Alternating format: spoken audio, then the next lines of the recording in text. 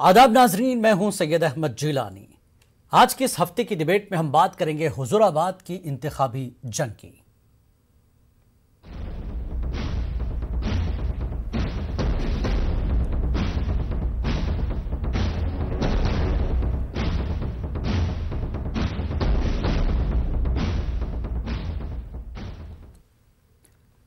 Telangana Huzurabad assembly हल्के के ज़िमनी इंतखाबात 30 अक्टूबर को होने वाले हैं और इंतखाबी मुहिम तेज हो गई है। 30 उम्मीदवार इंतखाबी मैदान में है और 30 को ही इलेक्शन होना है। हुजूराबाद में 3 रुखी मुकाबला देखा जा रहा है। टीआरएस, बीजेपी और कांग्रेस आमने सामने है। पार्टियों ने अपनी सियासी ताकत झोंक दी है। टीआरएस ने जी श्रीनिवास यादव, बीजेपी ने इटला राजेंद्र और कांग्रेस ने वेंकट को इंतखाबी मैदान में उतारा है। वोटर्स को रागिब करने के लिए एक दूसरे पर सबकत लिए जाने की कोशिश जारी है और टीआरएस, बीजेपी, कांग्रेस के अहम लीडर हुजूराबाद में डेरा डाले हुए हैं। सभी पार्टियां हुजूराबाद को वकार का मसला बना चुकी हैं। तेलंगाना अवाम की नज़र हुजूराबाद इलेक्शन पर टिकी है और हुजूराबाद इंतखाबी मुहिम में मसरूफ वुज़रा और लीडरों से केसीआर भी रब्त में है। बीजेपी के रियासती और मरकजी लीडर मुहिम में शामिल हैं। कांग्रेस के उम्मीदवार के हक में भी भीड़ देखी जा रही है।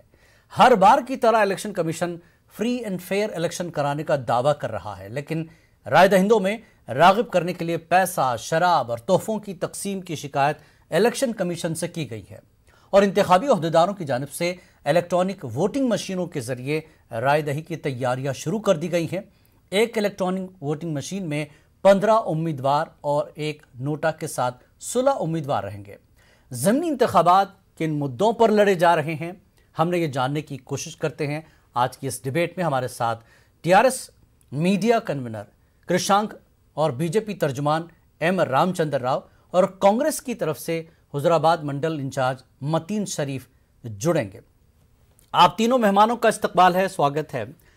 हुजूराबाद के इलेक्शन को देखे तो ऐसा लग रहा है कि यहां से तेलंगाना का रुख बदलेगा। हुजूराबाद क्या वाकई 18-19 महीने बाद तेलंगाना की सियासी और इंतखाबी जो मुहिम है इलेक्शन की, वो तय करने की एक कोशिश की जा रही है सभी पार्टियों की तरफ से? कृषांक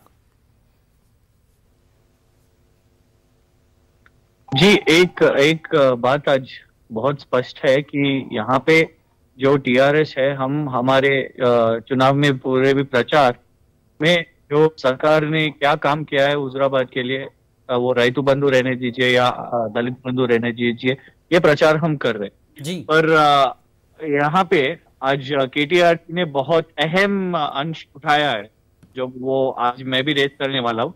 भाजपा और कांग्रेस मिलके भी यहाँ पे काम कर रही है, वो बहुत स्पष्ट है। देखिए, पीसीसी के अध्यक्ष रेवंत रेड्डी साहब है, 4 महीने पहले वो पीसीसी प्रेसिडेंट हुए। अगर वो सिंसियर है तो ये चुनाव को वो सीरियस ले सकते थे, पर इस चुनाव के माहौल में नोटिफिकेशन आने के बाद भी यहाँ पे वो सीरियसली नहीं लेना, प्रचार नहीं करना, इलेक्शन चुनाव में वो कैंपेन नहीं करना, ऐसे जो जिस तरह से कांग्रेस, और उनका नारा भी है कि घर घर से एक वोट कांग्रेस को गिरे, फिर दूसरा वोट किसको गिरे वो तो बता नहीं रहे वो। और एक मुद्दा है केसीआर साहब का यहाँ पे पब्लिक मीटिंग 27 तारीख को रहना चाहिए।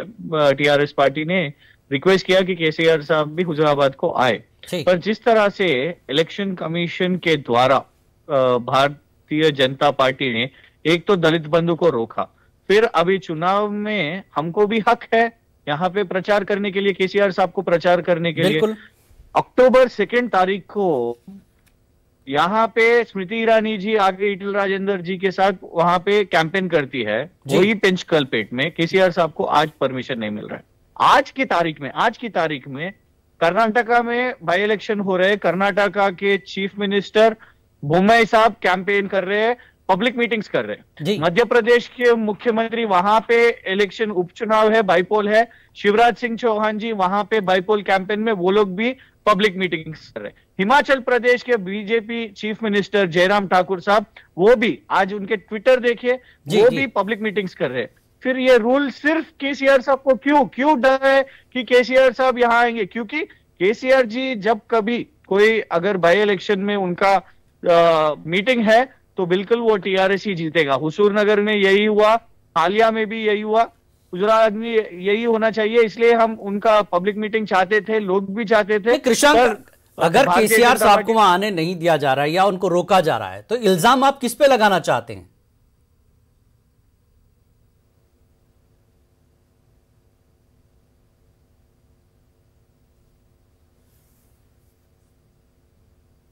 कृषांक, मेरी आवाज पहुंच रही है आप तक?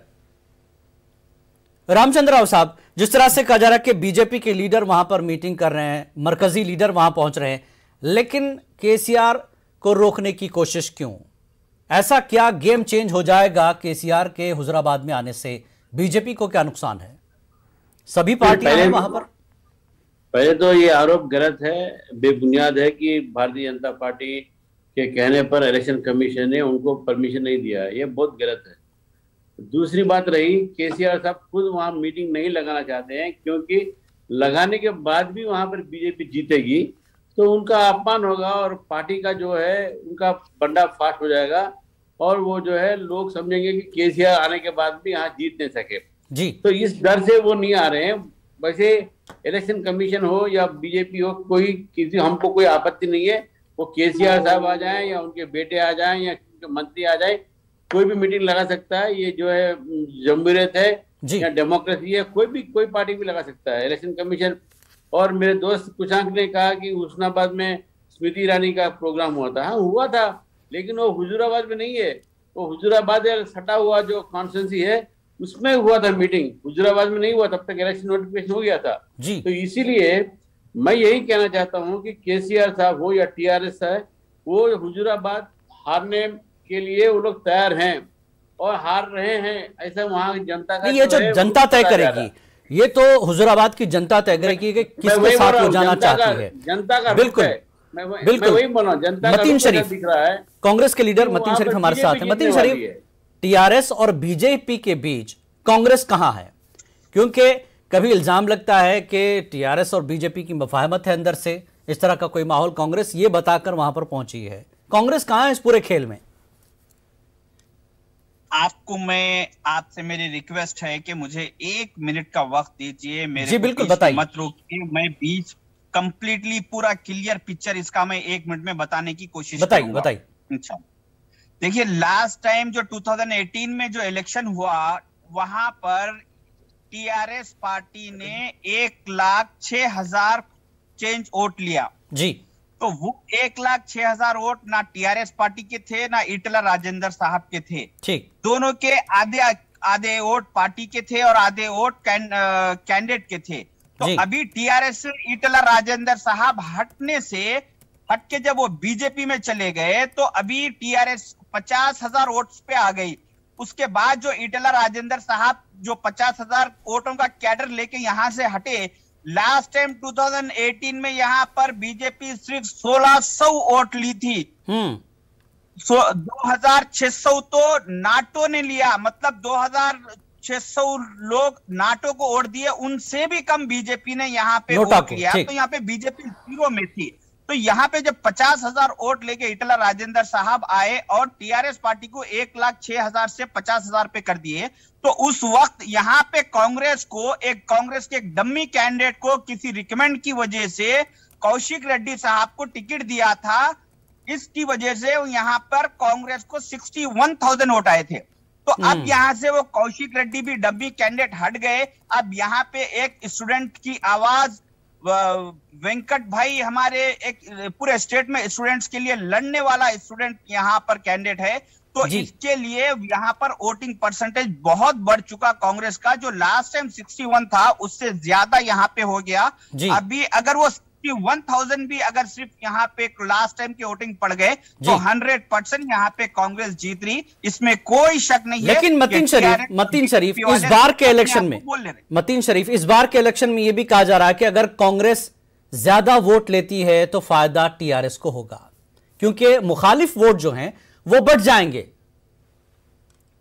देखिए मैं आपको खुले अल्फाज में समझाया कि जो 1,06,000 वोट थे लास्ट 2018 के टीआरएस के, वो आधे ईटला के और ताप के और आधे टीआरएस के थे, जो बढ़ चुके अभी। कांग्रेस के वोट सिर्फ कांग्रेस की जगह है, जो कि कांग्रेस को यहाँ पर बीजेपी को तो पब्लिक पसंद ही नहीं कर रही। अभी मैं हुजूराबाद कैनवेसिंग में हूँ, यहाँ पे देखो यहाँ के लोकल लोगों के साथ मुझे देखने में ये आ रहा है कि उन लोग बता रहे हैं कि यहाँ पे जितने भी बीजेपी के कार्यकर्ता है सब आउटस्कट्स के डिस्ट्रिक्टों के हैं। ठीक है कृषांक, लोकल लोग नहीं, कृषांक मतीन शरीफ जो फिगर्स दे रहे हैं पिछले इलेक्शन के और इस बार किस तरह का माहौल है, क्या यही आंकड़े कहीं ना कहीं टीआरएस को बेचैन कर रहे हैं? क्योंकि टीआरएस के पास ये खबर भी है कि राजेंद्र आगे हैं, राजेंद्र की बढ़त बनी हुई है।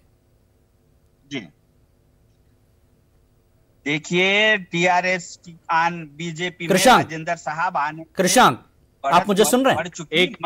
एक चीज जी, आपने कांग्रेस को सीधे सीधे प्रश्न किया, जो इल्जाम हमने डाला कि कांग्रेस और बीजेपी मिलके, उन्होंने सिर्फ वोट का और आंकड़ों का आंसर बताया, पर जिस तरह से कोमटिरेड्डी वेंकट रेड्डी जी ने ईटल राजेंद्र के खिलाफ के सपोर्ट में जो बात किया, उसमें कोमटिरेड्डी वेंकट रेड्डी जी का कोई एक्शन नहीं था।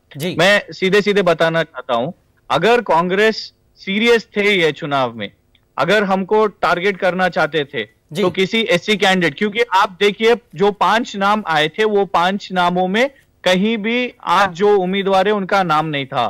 कोंडा सुरेखा जी का नाम था। अगर कोंडा सुरेखा जी, क्योंकि बगल में ही कॉन्स्टिट्यूएंसी के है वो, अगर वो रहते थे तो ईटल राजेंद्र जी के और बीजेपी के बहुत सारे वोट कट जाते थे। इसीलिए बेचारे जो वेंकट बल्लूर जी जो है उनको बलि का बकरा बनाया गया। उनके बहुत सारे न्यूज़पेपर आर्टिकल्स में आ रहे हैं कि उनके जूम मीटिंग्स में जिस तरह से माणिक्यम ठाकुर उनके इंचार्ज और बहुत सारे नेतागण भी वो लोग अपोज कर रहे थे कि क्यों सीनियर लीडर्स यहाँ नहीं आ रहे। आज भी देखिए उनको सीनियर लीडर्स कहीं भी मीटिंग्स, पब्लिक मीटिंग्स नहीं, वो लोग ऐसे ही जाके फोटो अपॉर्चुनिटीज कर रहे कहीं भी। अरे दलित बंधु के ऊपर भारतीय जनता पार्टी ने, वो लोग लेटर प्रेमेंद्र रेड्डी जी ने लिखा, उसको रुकवाया।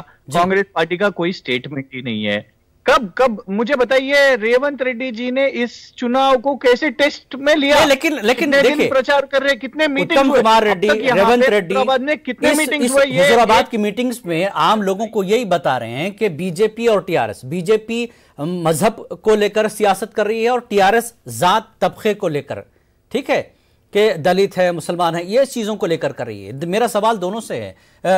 रामचंद्र राव साहब, आप पर ये इल्जाम लग रहा है, लगता है इनका वीडियो चला गया है। कृषांक, इल्जाम यही है कि टीआरएस जात पात की सियासत कर रही है हुजूराबाद में और बीजेपी मजहब को लेकर खेल रही है, कांग्रेस का इल्जाम है।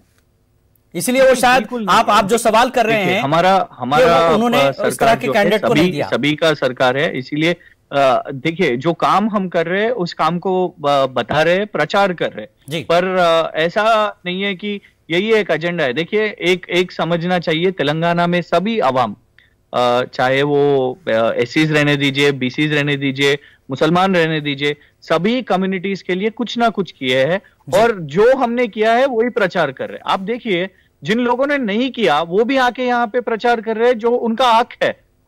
वो सिर्फ ईटल राजेंद्र के आत्मगौरव, ईटल राजेंद्र का सेल्फ रेस्पेक्ट के बारे में बात कर रहे हैं, पर हुजूराबाद के सेल्फ रेस्पेक्ट क्या करेगा, वो असली इंपॉर्टेंट है ना जी। चर्चा रहने चाहिए जो गांव के बारे में, हुजूराबाद के बारे में, हुजूराबाद के लिए हमने क्या किया।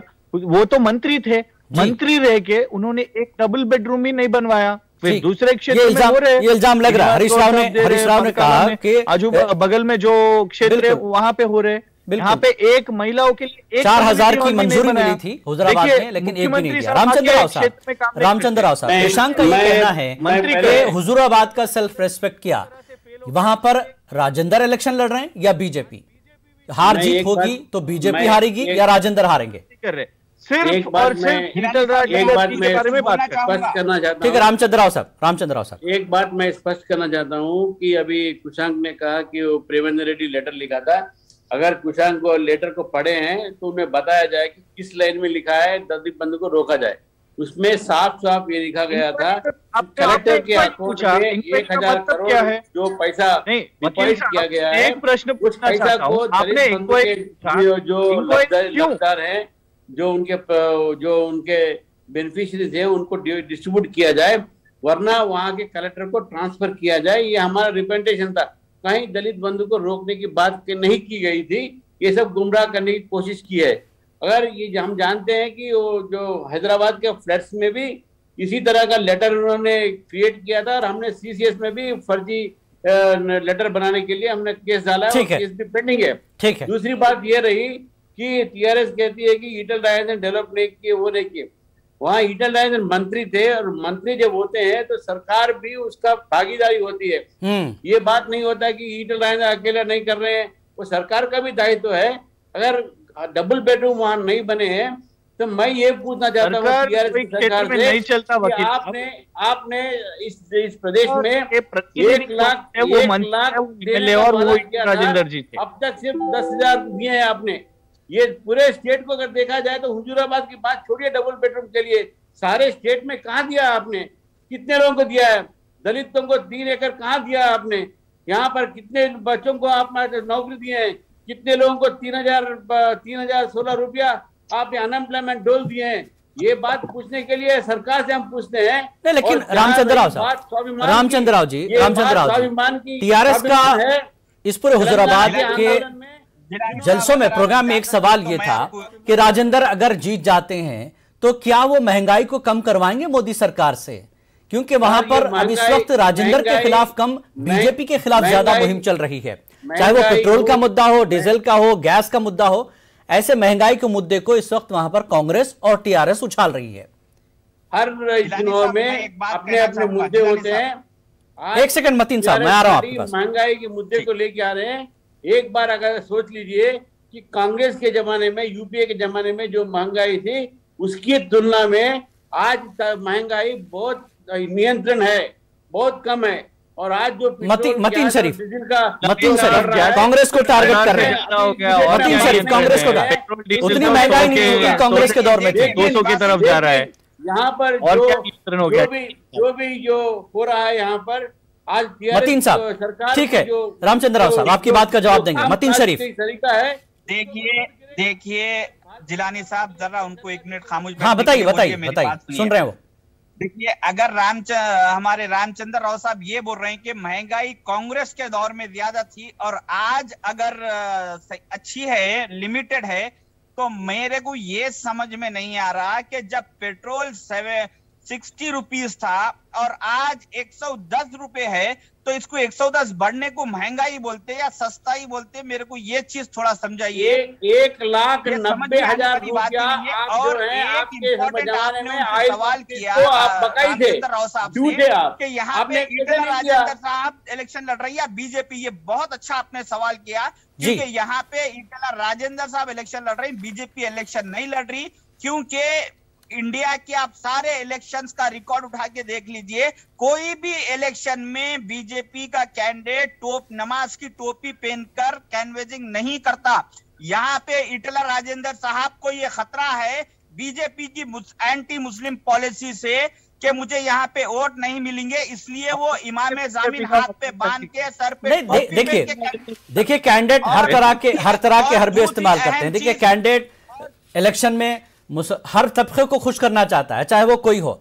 मैं कृषांक से ये जानना चाहूंगा, कृषांक, टीआरएस की असल लड़ाई बीजेपी से है या राजेंद्र से? बीजेपी का कैंडिडेट फर्स्ट टाइम ये काम कर रहा है, ये आपको मालूम होना चाहिए। हमारे ईटला राजेंद्र साहब तो कई दिन तक स्टार्टिंग की कैनवेजिंग में मोदी जी की बैनरों पे। कृषांक, मेरी आवाज आप तक आ रही है? जिलानी जी एक प्रश्न आज लोगों में है जिलानी जी। देखिए, हर सरकार, हर पार्टी के पास कुछ ना कुछ तो बोलने के लिए रहता है। बिल्कुल। हम जिस तरह से दलित बंधु रहने दीजिए या राइतु बंधु रहने दीजिए, हमारी सरकार ने कोविड के समय भी लोगों को, यहाँ राशन कार्ड होल्डर्स को 1,500 रुपए हमने सपोर्ट किया था। बट आज देखिए, आज भाजपा का ही देखिए, आज सिलेंडर का 1,000 रुपए से ज्यादा अधिक होना, लोगों में बिल्कुल आज एक नाराजगी बीजेपी के ऊपर है। पेट्रोल डीजल का 100, 111 हर रोज, आज भी पेट्रोल और डीजल के भाव बढ़ गए, 200 के तरफ जाने हैं। तो ये आज, और किसानों में बहुत डर पैदा हुआ है। जिस तरह से उत्तर प्रदेश में देख रहे हैं, सारे किसान देख रहे हैं, केंद्र मंत्री के बेटे खुद एक्सीडेंट कर देते, बहुत सारे प्रोटेस्ट मामला वो अदालत देख रही है। इलेक्ट्रिसिटी यहाँ पे मीटर लगाने की एक डर है। सो ये सारे मुद्दे भी बहुत मेन अंश है जो बीजेपी नहीं उठा रही है। बीजेपी किसान के बारे में, यहाँ पे कालेश्वरम के पानी है जिलानी साहब, यहाँ पे खेती इतना बंदोबस्त हो रहा है क्योंकि पानी है। ये पानी के लिए एक पैसा, कालेश्वरम के लिए एक पैसा भी बीजेपी सरकार ने नहीं दिया। रामचंद्र राव साहब, रामचंद्र राव साहब, जनता के मुद्दों से बीजेपी भाग रही है हुजूराबाद में। भारतीय जनता पार्टी को हमारे जो मुद्दे हैं, हमारा मुद्दा यही है कि टीआरएस की सरकार हर फ्रंट पर विफल रही है और जिन्होंने वो वादा किया था चुनाव के समय पर, एक भी वादा पूरा नहीं किया है और लोगों को गुमराह कर रही है। ये हमारा चुनाव का मुद्दा है। दूसरी बात रही कि आज अगर ये चुनाव ईटल राजेंद्र का है या बीजेपी का, जी तो मैं यही कहना चाहता हूँ कि आज जो चुनाव का चिन्ह है वो भारतीय जनता पार्टी का चिन्ह है। ईटल राजेंद्र जी अपने व्यक्तिगत रूप से वहां पर प्रभावशाली एक राजनीतिक नेता हैं और भारतीय जनता पार्टी का सिंबल उनके काम आएगा। ये जो है दोनों मिलकर आज एक वहां पर एक अपने बड़ी शक्ति बनी हुई है। एक व्यक्ति अपने को पार्टी से अलग नहीं कर सकता है। तो मैं यही कहूंगा, ईटल राजेंद्र जी भारतीय जनता पार्टी के एक प्रभावशाली राजनीतिक नेता, एक अभ्यर्थी, एक जो प्रत्याशी हैं वहां पर बहुत स्ट्रांग प्रत्याशी हैं और जीतेंगे जरूर, ऐसा हमारी पूरी उम्मीद है। नहीं, मैं यही कहना चाहता हूं, आप यानी बीजेपी ईटला राजेंद्र के सहारे चल रही है हुजूराबाद में और ये राजेंद्र बीजेपी के निशान पर उनका प्रभाव रहेगा। वहाँ 4 बार एमएलए रह चुके हैं वो, बिल्कुल, और पूरे तेलंगाना आंदोलन लेकिन जैसा कि कृषांक का सवाल है कि जनता के मुद्दों से, महंगाई के मुद्दे से इससे भाग रही बीजेपी। अब तक तो ईटल राजेंद्र साहब जब कभी भी जीते टीआरएस के तरफ से जीते। टीआरएस ईटल राजेंद्र जी से पहले भी यहाँ पे स्ट्रांग था, स्ट्रांग है और स्ट्रांग रहेगा भी। पार्टी सबसे बड़ा है। जिस तरह से रामचंद्र राव साहब बोल रहे हैं कि बीजेपी पार्टी मेन है, हमारे लिए भी टीआरएस पार्टी मेन है, हुजूराबाद में टीआरएस पार्टी मेन है, हमारे कैडर के लिए भी मेन।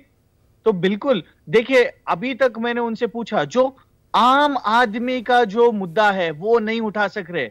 गैस सिलेंडर उनको पूछिए, निकल जाएंगे। पेट्रोल डीजल पूछिए, निकल जाएंगे। किसानों के बारे में पूछिए, निकल जाएंगे। खड़ के समाधान देने के लिए बीजेपी नहीं है तैयार। वो सिर्फ ईटल राजेंद्र ये एक ही अंश बीजेपी उठाना चाहते हैं।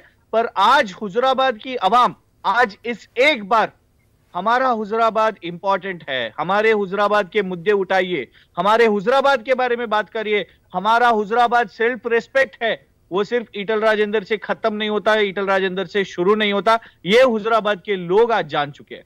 ठीक है, मतीन शरीफ, आप और बीजेपी टीआरएस के तमाम चीजों को बता रहे हैं पब्लिक में, ठीक है। कांग्रेस कहती है रिजर्वेशन का मुद्दा उठा रही है, कांग्रेस दलित या फिर जो दूसरे नेट रुकिए मुसलमान और गिरिजनों को रिजर्वेशन की बात कांग्रेस कर रही है। आप ऐसे मुद्दे वहां उठा रहे हैं जिसका हुजूराबाद से कोई लेना देना नहीं, क्योंकि हुजूराबाद एक हल्का है। क्यों नहीं हुजूराबाद को एक हल्के की तहत लड़ा जा रहा है कांग्रेस की तरफ से? मतीन साहब, जिलानी साहब जी, आप एक ये टीआरएस वाले ईटला राजेंद्र साहब पर करप्शन का इल्जाम लगा, करप्शन के लिए बोल रहे हैं, उनके ऊपर इल्जाम लगा रहे हैं जी। तो जो भी ईटला राजेंद्र साहब ने करप्शन किया वो सिर्फ ईटला राजेंद्र साहब का नहीं था, राजेंद्र साहब के साथ साथ टीआरएस पार्टी का था। वो टीआरएस में रह के करप्शन करे। तो यहाँ पे अगर कोई भी कार से अगर किसी को एक्सीडेंट हो जाए तो कार के ड्राइवर को भी ड्राइवर भी जिम्मेदार होता, कार भी जिम्मेदार होती। तो उस हिसाब से यहाँ पे जो भी ईटला राजेंद्र साहब ने करप्शन किया है उसमें टीआरएस पार्टी भी बराबर का उनका साथ दी, और ये तो करप्शन के फादर माने जाते ईटला राजेंद्र साहब। तो इसमें दोनों भी पार्टी जिम्मेदार है। अभी कांग्रेस हुजूराबाद के डेवलपमेंट के लिए एक नए स्टूडेंट के कैंडिडेट को, स्टूडेंट विंग के प्रेसिडेंट को हमारे स्टेट के डाली, ताकि यहाँ पे जो एजुकेशन में केसीआर साहब ने जो, ठीक है मतीन साहब, कृषांक लास्ट कमेंट जवाब दे रहे हैं यहाँ पे उठाना। कांग्रेस के बहुत सारे मंत्री तो जेल गए ना, तो सोनिया जी और राहुल जी को भी जेल में डाले इसी कारण। ये क्या बात हुई मतीन साहब? बिल्कुल, बहरहाल हुजूराबाद का इंतखाब वकार का मसला बना है सभी पार्टियों के लिए, खासकर टीआरएस के लिए। लेकिन हुजूराबाद की आवाम क्या कुछ फैसला करती है ये 30 तारीख को तय कर देगी और 2 नवंबर को इसकी तस्वीर पूरी तरह से साफ हो जाएगी। आप तीनों मेहमानों का बहुत बहुत शुक्रिया आज के इस डिबेट में शामिल होने के लिए। आदाब।